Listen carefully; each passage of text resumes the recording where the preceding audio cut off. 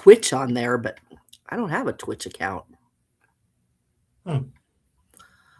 All righty. Streaming not allowed on TikTok. Let's see if it lets me. Access approved. I do not know why it does that, but there you go. All right, so we are streaming on YouTube, and it says it's sending. Oh, it won't do that. We can stop that.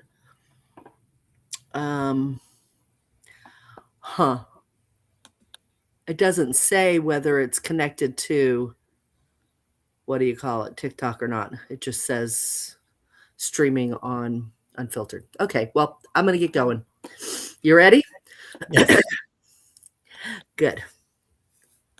You need a hair check? I'm kidding. I do. All right. Good evening and welcome back to Unfiltered Real Talk with Christine and S. Michael. Hello, and how are you? It is February 3rd, 2026, and we made it. Is there a song? There's a song that says we made it, isn't there? Because we've made it. Yeah, but sadly we are limited to public domain music.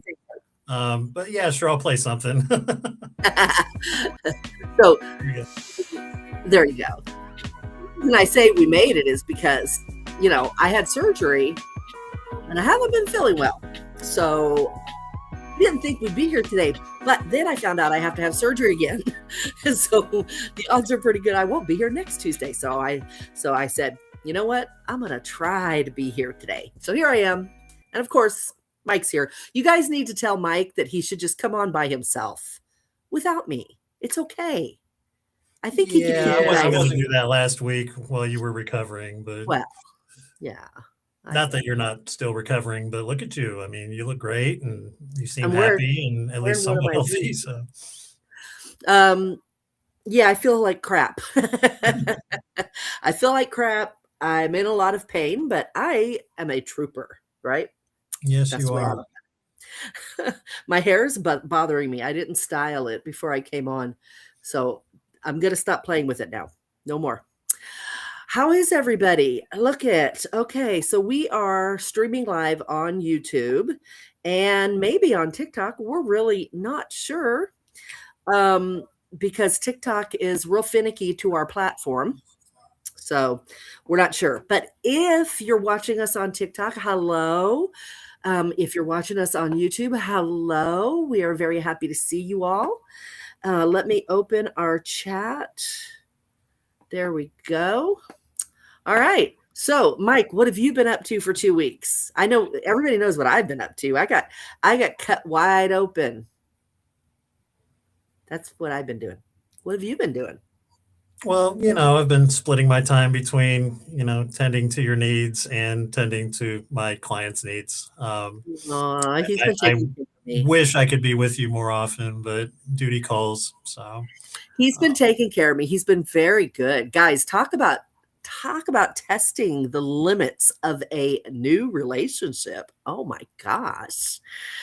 Let your brand new girlfriend get cancer, and not just any cancer, but the one that cuts her boobs off. Yeah, and that's why, and we've talked about this before, but why I'm so disappointed and shocked that, we discovered from the cancer survivor boards that so many of these guys are leaving their significant others after their surgeries, or when they find out about the diagnosis, or sometime after the recovery process. And it's like, who the hell raised these guys? I just don't get it. But some people that are like, well, this isn't what I signed up for, or they just don't feel like they can be a caregiver or whatever. But I don't know, man. It's, we've been together for 5, going on 6 months. So to me, it's a no-brainer. I mean, but you and I are a little different too. We kind of jumped in with both feet, didn't we? Yeah, we are. And we've acknowledged that. Not everybody moves at the speed of lightning like we do, or did, whatever. But it works for us, and we are pretty attached to each other. And yeah, I mean, I tell Mike that I am very blessed to have had him in my life, because I can't imagine anybody else going through all of this with the grace and the patience that he has. So he has never made me feel like a burden or made me feel bad, for everything I've had to go through. That might sound funny, but I think it's because of all the things that I've been seeing. I mean, you would not believe. But anyway, let's move on. Well, we should give a shout out real quick to all the listeners who, sent their well wishes and messages and emails and texts and whatnot. Yes. Particularly Owen, who sent you some lovely flowers. That was Flowers. awesome. Yes.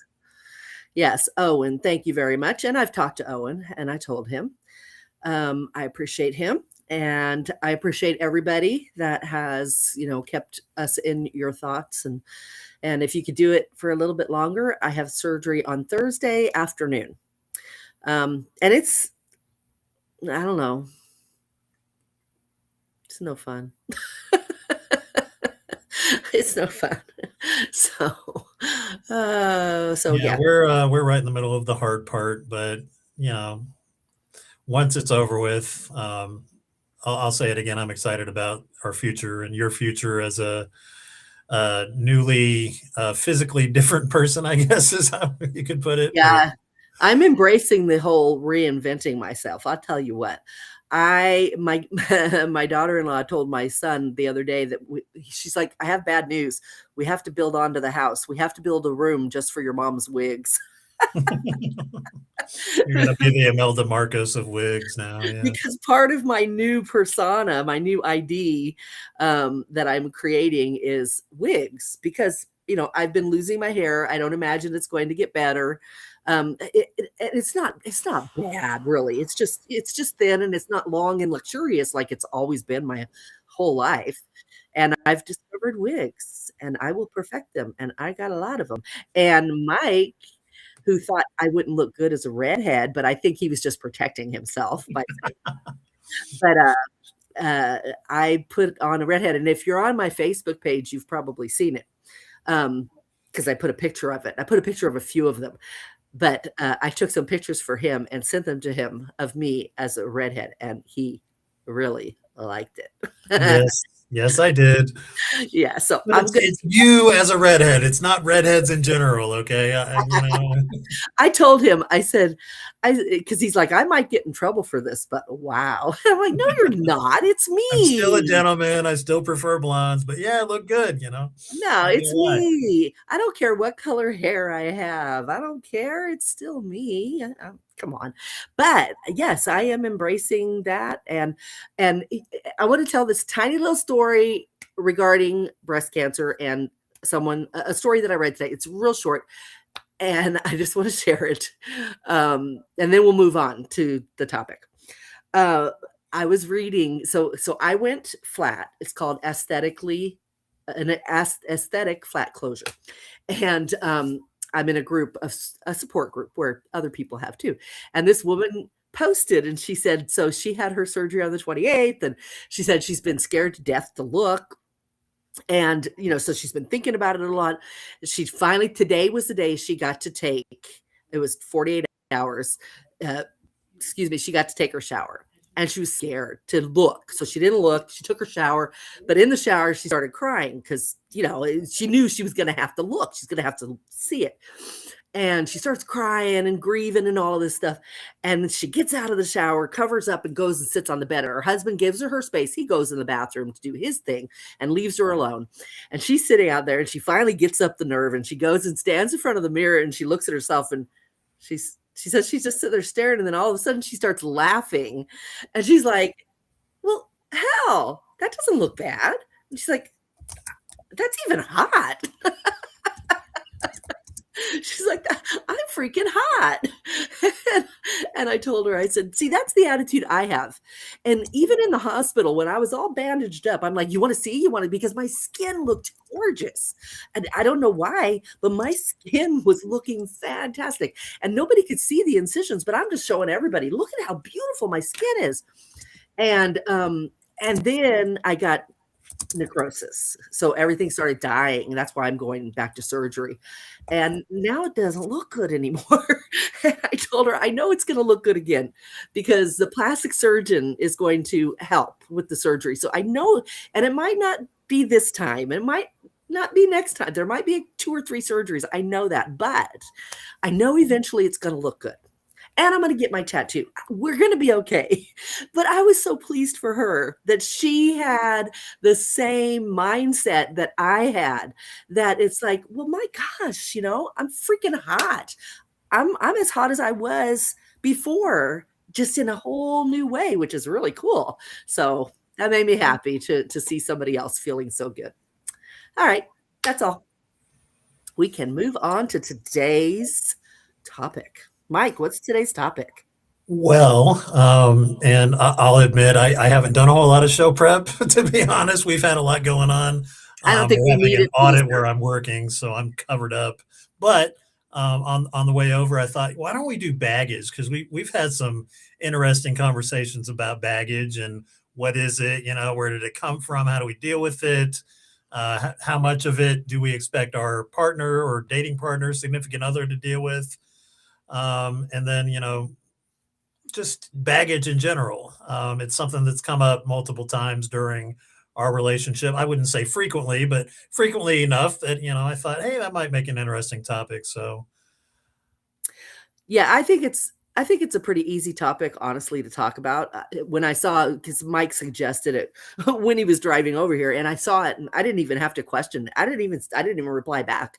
I'm just like, yeah, that's an easy one to talk about. I mean, we all have baggage, regardless of whether we're in a relationship or not. We all have baggage. It might be, it's a spectrum, right? I mean, some people have massive baggage, some people have medium baggage, and some people are on the really low end of baggage.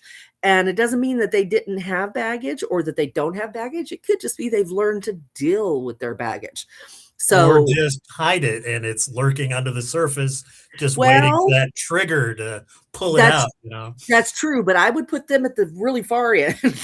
I mean, hiding it, one day you're going to explode. I would put you, no. The ones that are on the low end of the spectrum are the ones that can sit and tell you about their baggage and not, and kind of say, this is my baggage and this is how I deal with it. Or, like, I mean, not to, you know, I try to be modest, but when I met Mike, I told him about my baggage. I'm like, look, you know, I have abandonment issues. So if I gave him the rundown on, and I've talked about this on my podcast before. So those of you who hear this, you know where I'm going.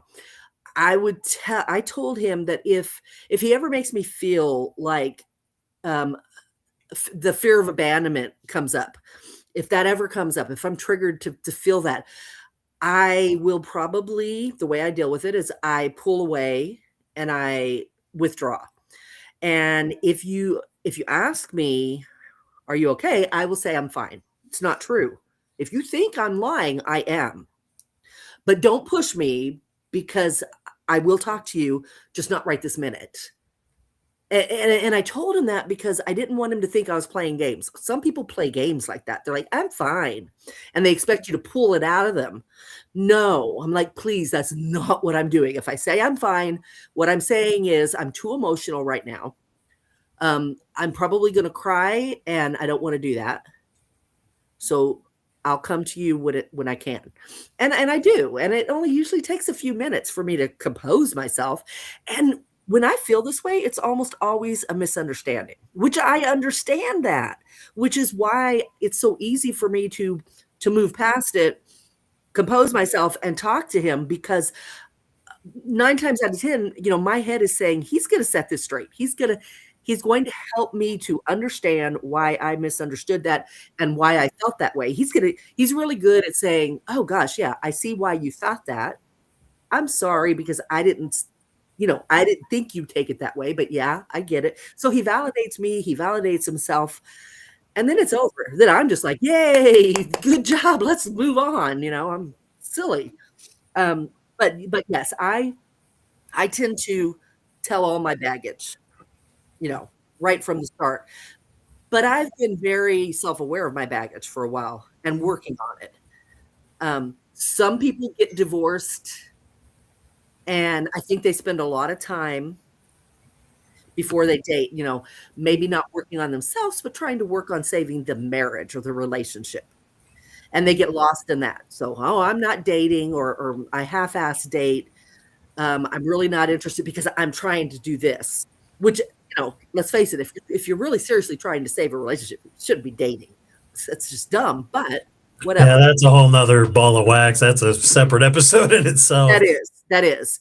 But I spent I guess 3 years before I found, a serious relationship. I spent those years where I did date, but I also really, really worked on myself a lot. And I made it a rule I never had more than 2 dates if I didn't think it was going anywhere. Because I didn't want to get bogged down. I didn't want to spend my time going out on meaningless dates when I had so much work to do on myself. That would just seem like a big waste of time. So I spent a lot of time working on me. So, but I definitely got baggage.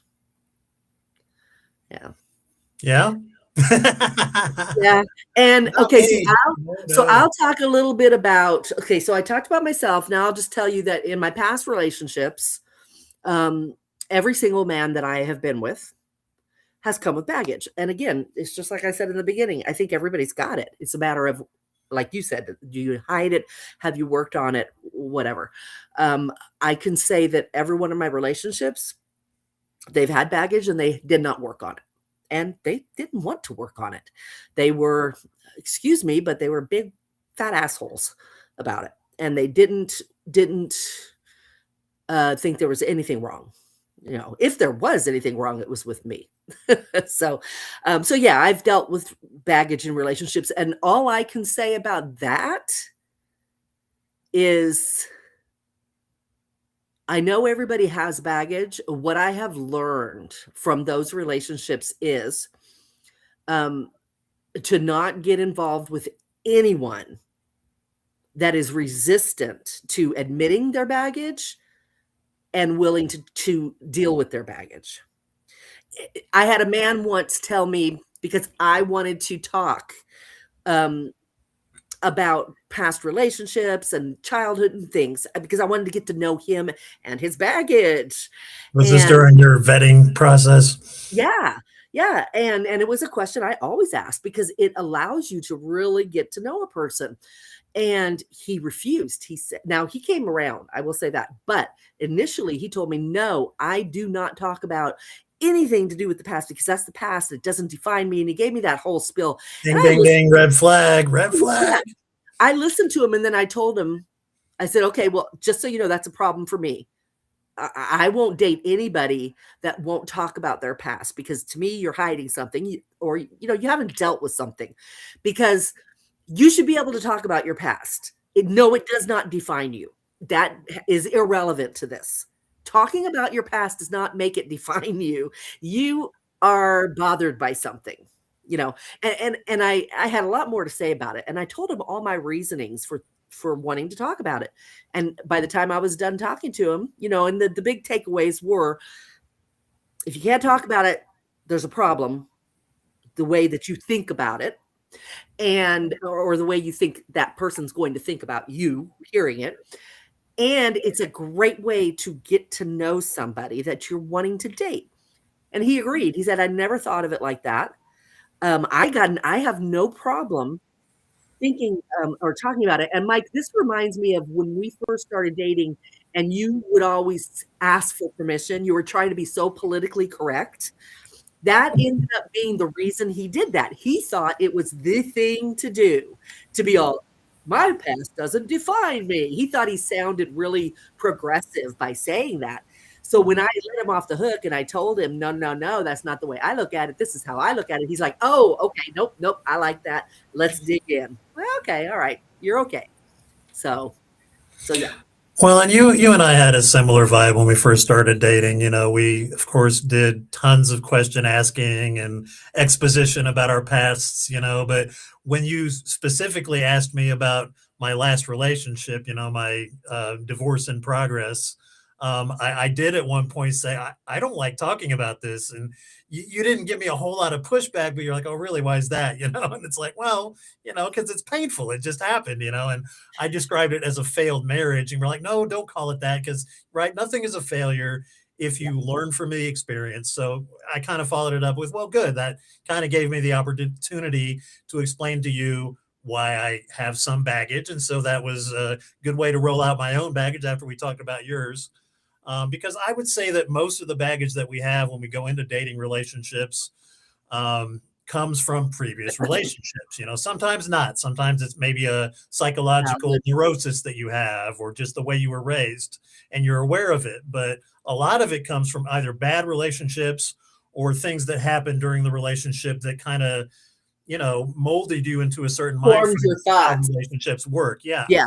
And that's how it's come up in our own relationship over time is, my baggage from my previous relationship is rearing its ugly head because so don't get too much into that, because we're going to talk about our own personal relationship and our baggage. I think that should be like the last thing we delve into. So don't get too much into ours. Yeah, no, I'm just saying that's right now why it came up so many times, because it did come from a previous relationship.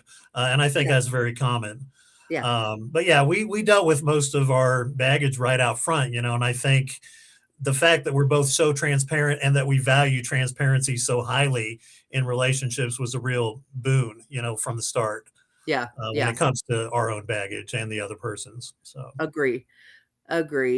And now, those of you listening, you may have caught something Mike said, and it may have went ding, ding, ding, ding. That's a huge red flag. So I'm going to address it just in case y'all heard it. And I'm sure somebody listening to this over time heard it. So we're talking about it.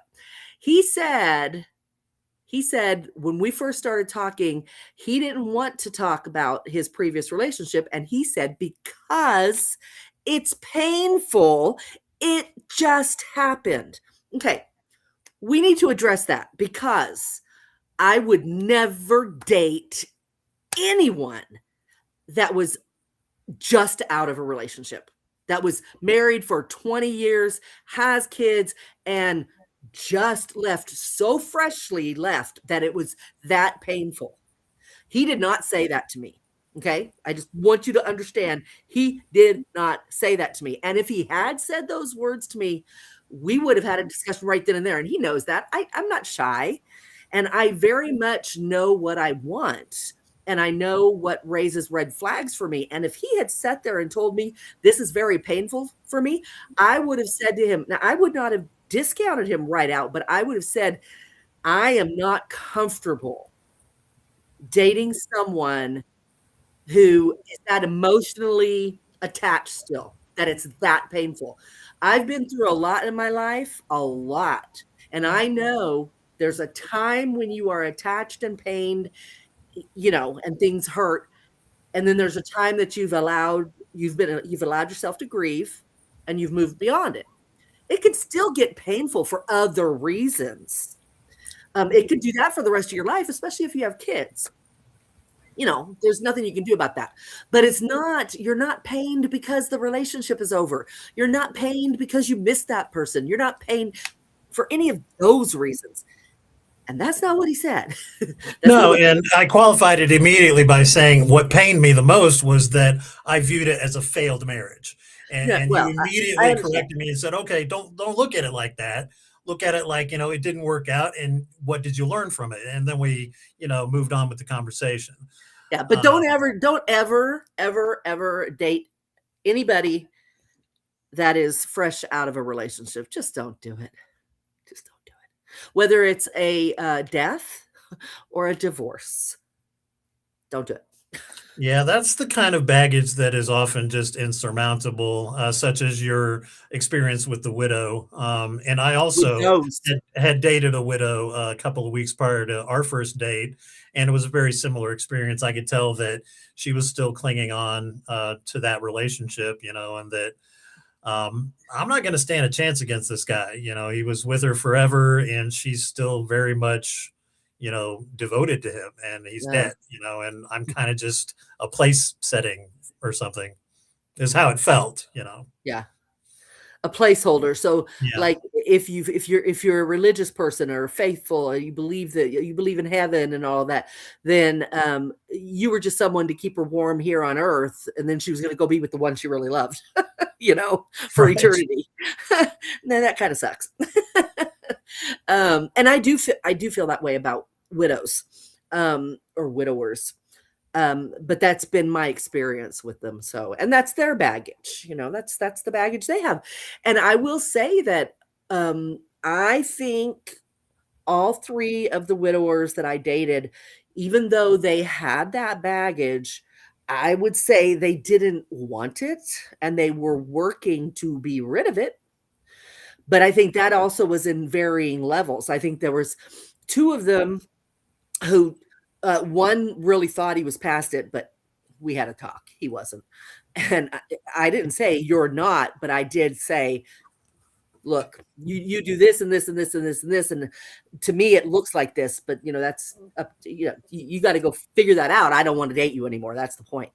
And then one who really wanted a relationship, but he also just wanted to make sure his wife was part of the relationship. His dead wife was part of the relationship. So I'm going to put her ashes on the bedstand, and here's her old outfit, if you wouldn't mind putting that on for me. Yeah. Yeah. Every time I walked past a certain place in the house, there was a shrine to her, and it had those electronic digital pictures that flipped through. So there was one picture after the other of her. It had her ashes. It had like another picture of her. Just no. Bless his heart. I mean, people Yeah. who lose their loved ones, they, at some point need to move on, Yeah. if they so choose, right? Yeah. But not everybody, I certainly am not capable of being that date who could hold that person's hand and help them through it. If they're not already on the other side of it, it's probably not the relationship for me.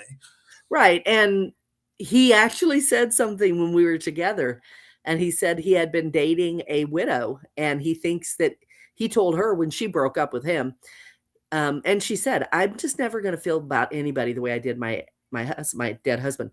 And he said, yeah, but that's perfect for us because I feel the same way and we understand each other. We've been through the same thing. So who better? We can hang out. We can have a lifelong relationship. We can, have sex. We can do it all. But we don't mind that neither one of us are going to love the other the way we did it. And I told him, I said, well, then damn it, you need to find yourself a widow. I mean, go for it. You are figuring it out. Take care of it. I'm not your girl. So, yeah. So that's a different kind of baggage.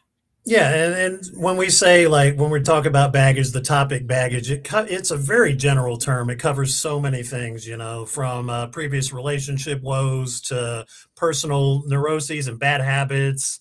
It can mean very many different things for each person, based on the individual. But in this context, I would say it's something that comes up during your relationship that, hopefully at the beginning during the vetting process, but maybe not, that could possibly interfere with your current relationship in a negative way. Right. And I think the key is, like I said, I mean, not just for me, I think it's a good thing to live by, which is, we all have baggage. So your expectations cannot be, oh, I have to find somebody that doesn't have baggage. That's not realistic. So the expectation, as far as I'm concerned, and the advice I would give anybody, my kids or anybody asking, would be, do not have expectations that they won't have baggage. Just make sure before you get involved with them that they recognize their baggage and are willing to work on their baggage. That they're the kind of person that doesn't get defensive and mad at you when you talk about their baggage. Now, excuse me, that's not saying that when their baggage rears its ugly head, that they're not going to act like an ass. I'm not saying that. That may be part of their baggage. I sometimes act like an ass when I'm triggered by XYZ. Yeah. Right. So I'm not saying that. What I'm saying is that they can acknowledge that they act like an ass, that they acknowledge that it's baggage. that, that they say, I'm sorry I acted like this. That's part of my baggage. I'm working on it. As long as they are somebody who understands it, recognizes it, accepts it, is accountable for it. That's all you can ask for, because I don't think there's anybody out there that doesn't have baggage. I just don't. No, we're all human. We all have flaws and neuroses and, checkered paths and all kinds of things. So I think the key is to be honest and transparent about your baggage. Well, and to be willing to listen to your partner if your baggage has hurt them. Don't tear them down, be open to a conversation, be understanding that because of your baggage, you've made them feel horrible or something, whatever the case is. What more can you ask for? Open and honest conversation. Don't run away from it. Yeah. And be willing to work on it in real time, like a great conversation to have with your partner is, I obviously have this baggage. We had a fight, or you noticed that I was doing X, Y, Z, and that's based off of my baggage. So let's talk about how maybe I can get better at that, or how, we can deal with it as it happens, or maybe just, have a cool off period or something, open, honest communication about how to deal with your personal baggage is definitely key to any good lasting relationship. So talking about Mike and I, and our baggage. So I'll talk about me first. And my main thing, I believe, that I've had to work on, and I've always worked on, but I've worked on it more with Mike because he I don't know how to say this. I'm going to say it like this. But he demanded it of me. He demanded he demanded what he knew I was capable of. And we want transparency and honesty. We both said it was important to us. So one of my baggage, as I explained before, is, and it's probably my biggest one, that I shut down. And I don't want to talk about something that's hurt me in the moment. And that was causing issues because I would wait. And like I said, I don't wait long. But the problem with that is sometimes something will happen and then the day will be over and you didn't get an opportunity to talk about it. So it could be a day or two later, and that's really going to tick somebody off, right? It's like, why didn't you talk about it in the moment?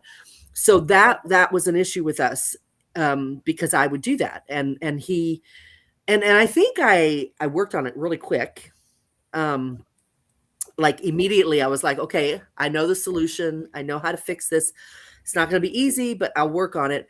And so I would talk to him and I'd say, I know it's not as quick as it should have been, but I'm working on it. I tried to blah, blah, blah, whatever.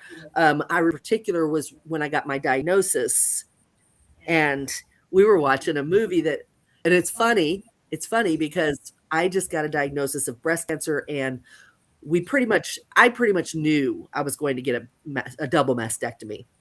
And he's like, oh, you got to watch this movie with me. And he turns this movie on that, I am not kidding you, is 90 minutes, right? Like a 90-minute movie, and 60 minutes at least was tits. Just women naked, except for like maybe a thong or even a one of those harem kind of skirty type things, but mostly just naked, doing the stupidest looking dances you've ever seen in your life. Think Elaine on Seinfeld, just horrible. But who cares if they're horrible dances? They're all kinds of different sizes of boobs in his face. And I sat there for the longest time that I could. Possibly. I tried and tried and tried. He was trying to joke with me and I tried and I couldn't. And finally I felt so bad. I mean, not just because I felt bad, like it was a sign, like, you're not going to have this anymore. And look at him. He wants it so badly. But I also just felt bad that I couldn't put it aside and just be who he wanted me to be in that moment and just laugh and have fun with it. And so I got up and left, and I couldn't talk to him that night. I was way too upset. I went in the bathroom and cried for like 10 minutes. He had no clue. He's just like oblivious, watching boobs. And Yeah, you want me to pause this for you? No, I'm okay. yeah, he's like, "You want me to pause it?" And I'm like, "No." Yeah, and he still didn't get it. So I go in the bathroom, I come back out, and I told him, I said, "I'm going to go to bed." And he's like, "Oh, okay, well, I'll come too." And he turns it off. I'm like, "No, stay and watch your boobs." And I actually Like, didn't. no. Then I actually definitely was like, no, I'm not watching this anymore. No, I don't think I said that. I just said, "Stay and finish the movie. It's almost over." But anyway, the next morning, I mean, I didn't let it go any further than that. And that's not good either. That is not good, because what he like demands of me and what I demand of myself and of him is in the moment. And I apologized to him, and I said, "This is the best I could do. I'm sorry. I was extremely emotional. I'm sorry. I just got diagnosed with breast cancer. I'm going to lose my breasts more than likely." And that I was too upset. I couldn't do it. And he understood that. Thank goodness. I mean, I would have understood that too. I don't think there was anything in this world that was going to make me be able to talk to him that night. Um, and I talked to him the next morning. So that is my probably biggest baggage, is talk about what bothers you in the moment, no matter how hard it is. Do your best to try to talk about it in the moment, because when you wait, it just doesn't work. It's like telling your parents that you did drugs when you were a kid and getting punished for it. It doesn't work. I Yeah, know it's not. I'm not big on the woo-woo stuff. I'm not religious. I respect religion and religious people, but for me personally, I don't tend to hearken to that. But I do have enough of a background in it to appreciate the part in biblical scripture where the prophet talks about, don't let the sun go down on your anger. This is advice that he's giving to couples, and it's like, that's actually really good advice, because if you It let is. that stuff fester and, you basically are ending a day on a sour note. I mean, it's kind of common sense too. If you've had any relationships, Yeah. don't let the sun go down on your anger. Try and at least come to a temporary resolution before you go to bed. And Uh, we have, even that night, we have, yeah, we've had a couple of discussions. 9. He's counted them, I have 9. counted every Now, major argument that we've had. I've counted. Yeah, mind you, the last couple have been like nothing. yeah. Um, we've progressed, but then we did have one where we thought we had progressed, and then it was a humdinger. And it's like, have we really progressed? I mean, geez. But now we have to talk about Mike's baggage, because part of the reason why we have had these, probably more than part of the reason, is because of Mike's baggage. And so I will say my baggage is twofold. Okay, the first one has to do with previous relationships and how I was treated and viewed by my previous significant other, with suspicion, with contempt when it came to certain subjects. And so all my current partner has to do is say, "What are you doing?" If I I'm like did once. if I'm on my phone or I'm looking at something on the computer, and it's a I trigger did it. for me I because did it one time. for the previous 20 some odd years, "What are you doing?" meant, I know you're up to no good, and I'm going to give you what for. And so my immediate response is, "What the hell, you bother me?" Or, "Why are you asking?" Or, it was just negative. And she's like, "Whoa, I just wondered what you were doing." And we really, honestly, pretty early on kind of dealt with that aspect of my baggage. And then the other, probably worse part of my baggage is that I am not good at disagreements. What I tend to do is debate. And I do a lot of that online. I do it on, Facebook groups. I do it in other places online where I have long, drawn out, intricate debates with people, and I use every tactic that I can to win the argument. And usually that involves taking anything that the other person says, analyzing it, dissecting it, throwing it back in their face as to why it's either hypocritical or wrong, Whether and he's shooting right down or not. right, Whether whether he's I'm right right or not. I'm just trying to win the argument. right. And that has carried over into our 9 arguments that we've had. Which, Not that we don't argue about little things here and there, but we've had kind of 9 really major ones. and could you imagine somebody who claims to care about you trying to destroy you in the moment, because that's what he does. It's like seek and destroy. And that's exactly how I feel. I feel like he's seeking and destroying. And I told him that the last couple of times I've gotten to the point. This is good, though. This is actually a great way to deal with a debater. The last 2 times that because I see it coming. He's got a pattern. And as soon as he starts in, I just looked at him and said, "Fuck you, Mike." And then it's I'm like, not doing it. what do I do now? I got nothing left to work with. So yeah, that shuts down the argument real quick. I'm not a person who says "fuck you" to somebody that I care about. I mean, maybe kidding, but to say it in anger, I have to be really like at the end of my rope. And we got to the end of the rope pretty quickly with this behavior. Hey, Christina. How are Good to see you. Christina, you got any baggage you want to share? We're talking about our baggage tonight. Yeah, you're going to have to. I don't know if you've been here the whole time, but if you haven't, you're going to have to go back and listen to this. We're talking about Mike's baggage. No, I got baggage too. But our baggage, I don't think, is insurmountable baggage. And I think the main reason for that, besides the fact that it's not anything earth shattering, like, I've got, secret devices off to the side somewhere that I'm up to, like terrorism or drugs or sex with other people or whatever, is guys, that we deal with our stuff. I'm going to have to sit back a little. Oh, okay. Sorry, my incisions are hurting. Sorry. No, that's all right. I would just say the main takeaway from our 9 arguments that we've had is that pretty much each time we've learned something about each other, about ourselves, and we've had kind of strategies to deal with it moving forward, so that it doesn't seem like, yeah, I recognize you have baggage. Doesn't look like it's ever going to change. Maybe we need to reassess this relationship. It's not that kind of thing. No. Because we recognize it for what it is. We deal with it in real time. We typically don't let the sun go down on our anger. If we do, we deal with it right away the next day. So, yeah, I mean, that's how you deal with baggage.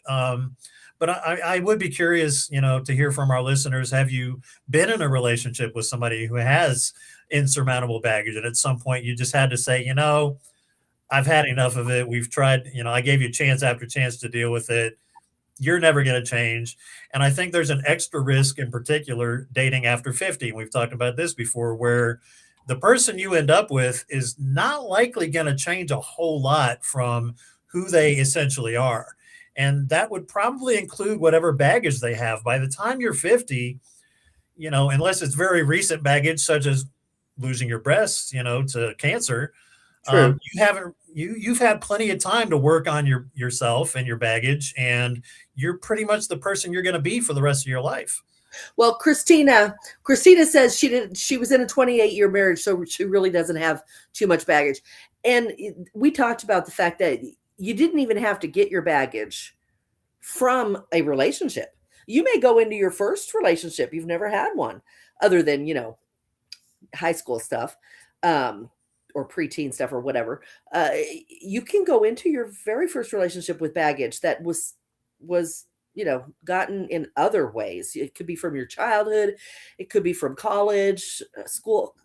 Lord knows, there's so many places where you can pick up baggage in your life and take it into a, romantic, intimate relationship. So it doesn't have to have come from your marriage. If you had a great 28-year marriage, maybe you don't have any baggage. Maybe the baggage would be that you expect what you had for 28 years. You know what I mean? And you can't fight it. That is baggage. It's not necessarily bad baggage, but it would be considered baggage. I think if you were, and of course I'm just being hypothetical here. She did not say that this is her.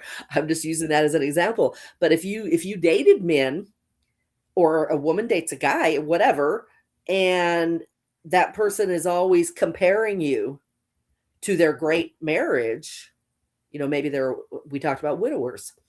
That's not going to feel good to the person that is having to listen to it, having to, live up to the marriage partner that was so great. So that would be baggage. There's all kinds of different baggage that we can have. For me, my abandonment baggage, that is baggage I brought to my very first relationship. I got my abandonment baggage from my parents. I did not get that. I got that from my family. I did not get that from a relationship. Well, not a romantic relationship. Um, Now my trust issues, well, I had trust issues from my family as well, but I developed um, other types of trust issues, which I don't know if I would have than the fact that every man that I was with cheated on me. So of course I had trust issues regarding that. Um, and what I've learned is that I had to work on me and the way that I look at those things. And what I learned was that I have to vet the person that I'm going to be with better. And the first thing I needed to do was learn what a good relationship looks like to me. I really didn't know. So I started looking at other relationships and I started paying attention to everything going on around me. And I would look at a relationship and say, well, I like that aspect of what just happened. I like that. That I would like to see in my relationship. And then I'd see something or I'd have a memory of something and I'd say, I don't want that. So I developed a really keen sense of what I want in a partner and what my relationship should look like. Some people found that they considered that baggage um, because my standards were so unrealistic and high. No, they weren't. They really weren't. It was just that most people haven't taken the time to figure out exactly what they want. And if they did, they would sound just like me. They would know exactly what they want, and people would be saying, "You're a pain in the ass. You are unrealistic." No, they're not. They just know what they want. Okay, so like maybe Kristen's guy that she's with now or been dating, she said, I've just started dating and I recently met someone with a lot of baggage. And I've realized that I've lived like a queen for 28 years. So now I have high standards. And so this Nothing other wrong with guy, that. is probably like, yeah, that's actually a form of baggage in itself. You have these It high is. expectations. It Maybe not everybody can live up to those expectations, and so yeah, you got maybe some soul searching to do. Like, can I live with? correct.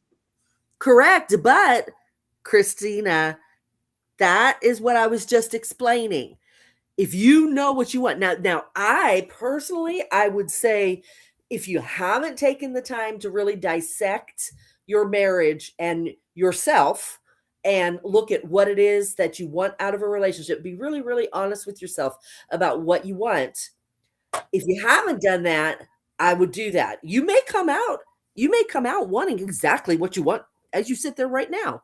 But I would do that because you may find that there are some things that aren't as important as others. And that's what I found. I found that I had 3 things that were non-negotiables. I had about 5 things that I wanted to see in a relationship, probably more, but I had 3 things I refused to bend on. And if you can't say that, if you can't, say to yourself, there are just a couple of things I have to have and I will not settle. But this and this and this, it depends on the degree that they do. If you can't do that, then you need to take the time to figure it out. As far as I'm concerned, if you want a relationship that's going to work, because otherwise you are just going to end up with guys who don't meet your standards at all. You should not be with a man who's got a lot of baggage. I mean, Mike has some baggage. He's got a couple of things. Who, me? Yeah. And when he falls into them, they're no fun. But this man has so many qualities that I was looking for. And he met my 3 non-negotiables, and he met others as well. So that's what has to happen. But of course, this is just, the way I think about it. And Christine, I love that. She says, but I'm not willing to compromise. Right. It's not materialistic things, and good for you. I mean, That's what I was saying. mhm. Those are your non-negotiables. And you need to have non-negotiables. My previous co-host hated that I had non-negotiables. He just thought that was the stupidest thing in the world. But I don't think so. I think that's great, Kristen. Well, I think Chris, I think your previous host was a bit of a literalist, and so his immediate response, I recall that episode was like, "What? In every relationship, there's give and take, and when it comes to quote non-negotiables, you're not giving. You're saying no, I refuse to move." And yeah, but I everybody's wouldn't got even be in a standards. relationship with Yeah, someone if they didn't meet them in the first place. And I think that might be what he was missing. yeah. Oh, well, no, maybe not. I don't know. I think he felt like I was being a pain in the ass. I was being, like Kristen said, unrealistic or something. And I wasn't. I was totally okay with passing on someone because they didn't meet my non negotiables. And he just thought that that was dumb.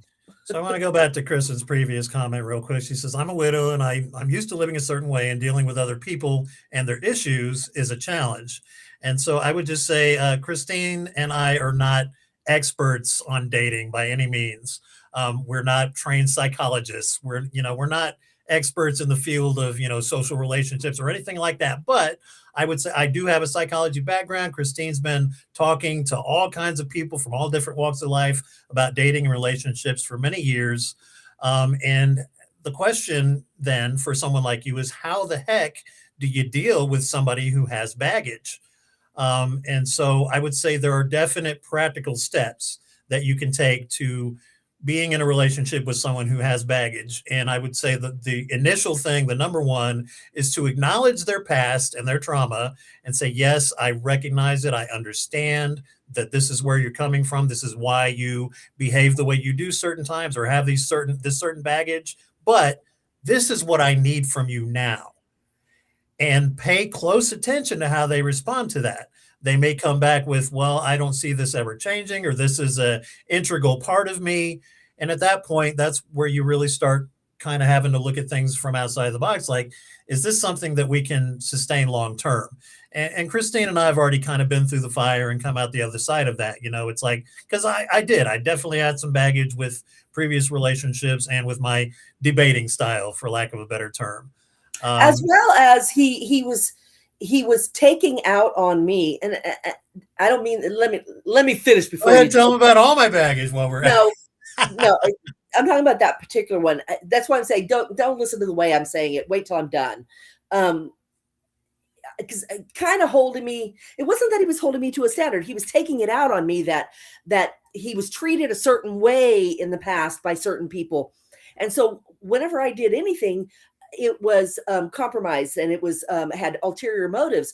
And he got me defensive, where I was like, when have I ever given you any reason to think that I'm that kind of person? And then I'm like, as a matter of fact, quite the opposite. I have proven to you over and over and over again that that is not who I am. I would never do that. Why would you? You have to start thinking about what you're saying to me, because that's not even nice that you're saying I would do that to you, stuff like that. Because it's like the whole, me saying, hey, what are you doing?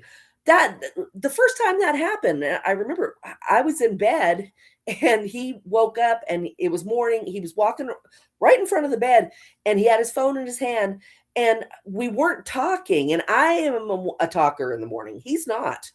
But we had just started kind of sharing household and stuff like that.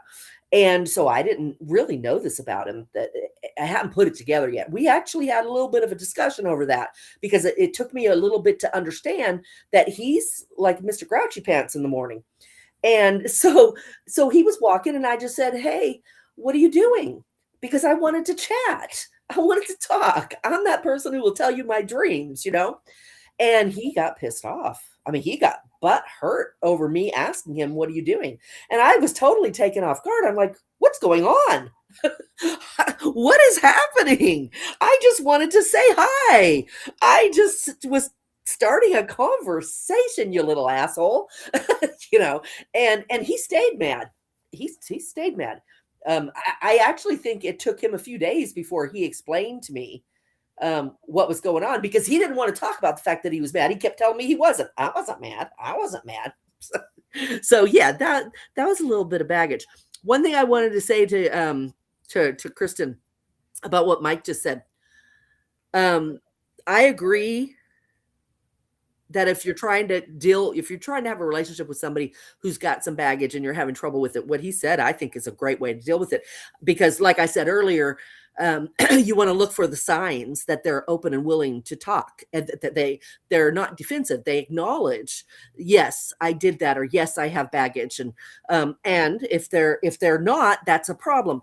But I think Kristen is smart enough. She sounds like she really knows what she wants, and she's a woman, so women tend to be a lot more pragmatic about things.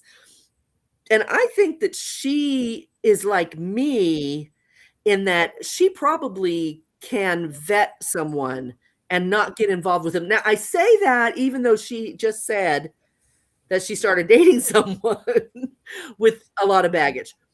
So I'm putting some Right. Well, we don't have all the details either. Could be a situation like ours where, yes, Mike has a little baggage, but he's got all these other qualities that kind of outweigh that. And well, she said a lot of baggage, but you're right. You're right. It could be that she did vet him very strongly and he met her non-negotiables. And if that's the case, I mean, I did that with Mike. And of course I didn't discover his baggage until we were involved. You don't typically. Not everybody is like me that just spits out their baggage all over somebody when you meet them. So it took us a while to to figure out his baggage, me to figure out his baggage. I wasn't going to bail on him at that point unless he didn't take accountability for it. And we didn't work through it. Then I would have 100%. And I hate being in that position. And working through it doesn't mean that you just accept the person's baggage and you move on. I mean, you can walk alongside someone's baggage, right? You can be beside them and help them, but you shouldn't be hauling it for them. You shouldn't be like, okay, I guess this is the way things are, and this is my new normal. No. I mean, you should be able to live your life the way you live your life. You should not be bending over backwards to change yourself to fit somebody else because they have baggage and aren't willing to change. It's up to that person. Do you want this? Do you want to be in a relationship with me? Because if you do, I can't be in a relationship with someone that does that to me because of their baggage. So that means that this needs to be worked on. I'm plenty happy if you need a sounding board, if you need to talk, or I'm here to support you. If you want to go to therapy, whatever it is that you need, we can walk through this together. Excuse me, as long as you're willing to acknowledge it. And say, good for you, Christina. She said, I wasn't dating, just talking. I mean, that's good because, now you're not emotionally invested and, in an awkward situation where you have to, make that big decision. Am I going to be able to deal with this guy or not? So, exactly. See, she just said that she realized through talking.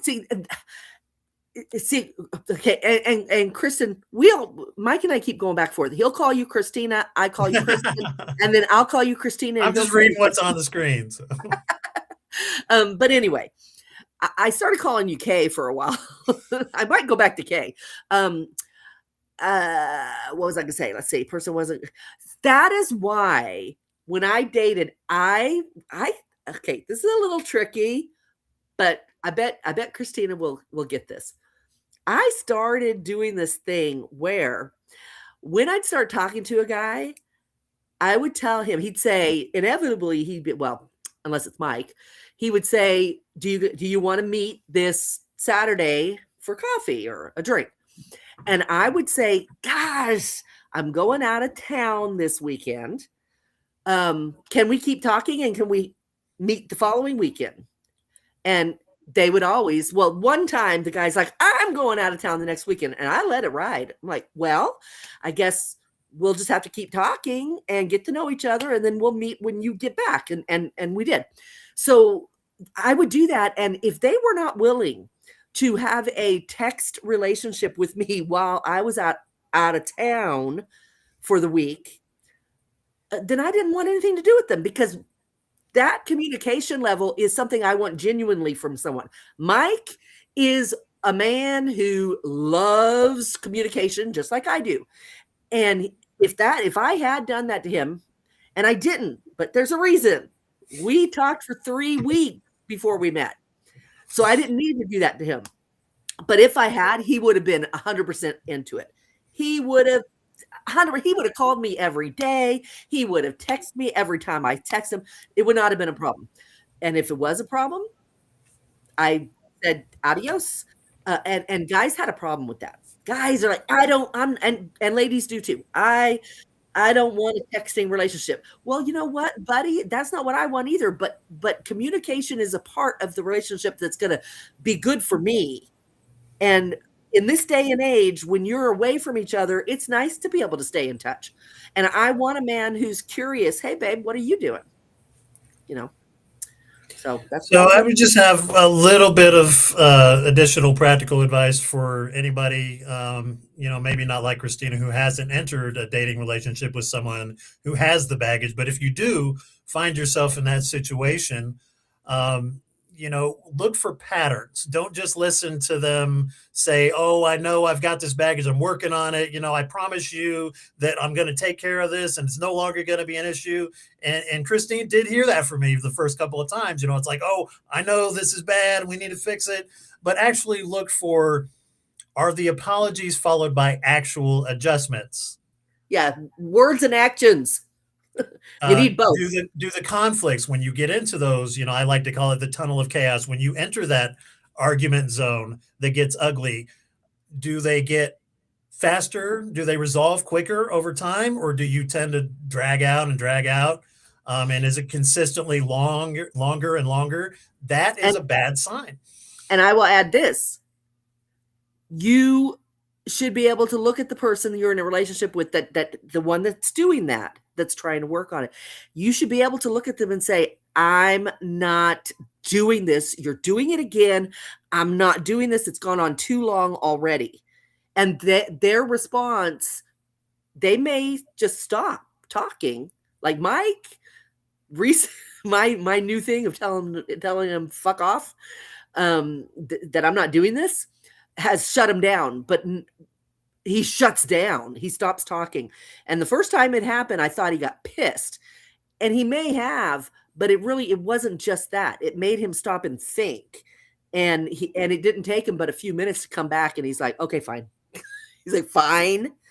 I might have got a little too passionate and a little bit too this and that, but we need to talk about this. I'm like, hey, I'm okay with that, but I'm not doing that. I'm not doing that. And I would say the biggest red flag, if you do find yourself in that situation where the person's got baggage, they're not dealing with it, and you starting to question your own sanity, is look for, does their baggage make you anxious? Are you guarded? Are you self-silencing? If all that is true, you are starting to become a victim. This is bordering on abuse. So get the fuck out of that relationship if it's if it's dating or whatever. Now, if you've been married for 20 years or whatever, yes, go to counseling, do whatever you got to do. But Mike got upset because I told him early on that we wanted transparency, but every time I came to him, he did this whole tunnel of chaos thing, and it was making me feel, and I said to him, I don't feel safe to even come to you anymore and talk to you, because every time I do, it turns into this, and it's insane. And that really upset him. And I understand that. I totally got it. But he's like, you can't say now, that. By every time, she means 9 times. But yeah. We don't do it all the time. I mean, we have more peace than anything else. We have tons of fun together. But it was a sobering enough statement that I'm like, oh my God, this is worse than I thought. Yes, let's deal with this in real time. Yeah. So, and we have. It's especially the past couple of times, it's been great. She basically just says, you know what, fuck you. I'm not talking to you about this anymore because you're being douchebag, Mike, and that pretty much sinks in immediately, and I'm like, oh, okay, yeah, you're right. I mean, I think the last time I even said to him, I am not going down this fucking tunnel with you. I'm not doing it. It's no fun. I know you have fun doing this. I don't have fun. I'm sorry. I'll debate with him. He's fun to debate with, but not in an argument. No. Seek and destroy. No, not someone you love. But yes, you may find yourself in that situation. And then what if they don't change? Yes. And the relationship, it does not mean that you're a bad person or that you don't have empathy for them or that you don't care about their trauma. It just means that this relationship doesn't work for me. And that's okay. Not right for Whether you. it's a widower who can't let their previous spouse go, or somebody who can't stop browbeating you during arguments, whatever it is, you do not have to Belittling continue to put up you. with baggage. And if you have to end the relationship, that's okay. It's okay. And there is nothing wrong. I just got to say this. There's nothing wrong for a man or a woman to not want to be in a relationship with somebody who tears you down rather than builds you up. Your And it's person. not your job to fix them. It's a dating relationship, not a project. So, Well, but that's a little confusing. Because what I'm saying is your person should always be your biggest cheerleader. Your person should always want to see you succeed and believe in you. Always be the first one to tell you, you can do this. I know you can do anything you put your mind to. That's who your person is. If your person is someone who is constantly tearing you down and treating you bad and has no faith in you, they're always the first one to tell you, oh man, you're just a fuck up, or God, everything you touch turns to shit, or whatever. No, they are not your person. Yeah, and that's all I was saying. I was just bouncing off of that. If that is your quote unquote person and they're doing that to you, it's not your job to fix them. It's not your job to put up with it. You should probably just get the fuck out of that relationship. Yeah. And don't feel bad. Well, that's what I mean. People feel bad about leaving a relationship, even though they are in a relationship that is so toxic that they know they can guarantee, they can set their watch by their partner telling them what a piece of crap they are. It's like, that is not a good relationship. No, life's too short for that shit. And we're over 50. A lot of our fans are, a lot of our listeners are. Yeah. And life is definitely too short to be putting up with that stuff at this stage in the game. So yeah, you got out of a bad relationship. Why the hell are you going to jump into another one, right? Take the time. It took me a good year. Or you got out of a good relationship and you know what a good relationship looks like. Don't settle. Exactly. Trust me, there's someone out there who can meet your standards. So Christina knows don't give up hope. Yes, she knows what works for her, which is perfect. I did not know what worked for me, which is why I kept choosing the wrong people. I took the time to figure out what kind of relationship I wanted. And I went for it and I found it right there. It's right there. So, I have never met anybody that does the things this man does. And everybody told me that I lived. Oh, you froze. Let's see if she comes back. Yeah, she basically was saying before she got cut off. Oh, there you are. You came back. Yay. I saw it said, oops, you're disconnected. Sorry, guys. I was just saying, I've never met anybody that's met my, expectations. Oh, and everybody told me that I was being unrealistic and that there was nobody out there that could meet my expectations. Bullshit. Bullshit. Don't let people tell you that whatever it is that you've designed. But I will qualify that with there's nobody but me who can meet all her expectations. So that's right. If you're getting thoughts, you get them out of your head now. There is somebody out there for you, even if 9 times out of 10, people look at your desires and say, you're crazy. You're never going to have that. Really? Well, you know what? There are women out there and men out there who believe that couples don't French kiss. They believe that's just shit you do in the movies.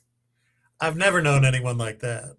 I thought that when I got halfway through my 23-year marriage, I gaslit myself because I missed it so much that I gaslit myself I just told myself, people don't do that when they're married. What about you, Mike? I have no idea what you're talking about. I do seem to recall a brief conversation we had at the beginning of our relationship where I said something along the lines of, I don't really do, the tongue thing, He told me I don't use my tongue when I kiss. And I'm like, but I think by day 2, we were past that. So I told him, I'm like, you kind of got over that, didn't you? now I'm like, baby, you can't get enough now. Yeah, I knew something was wrong.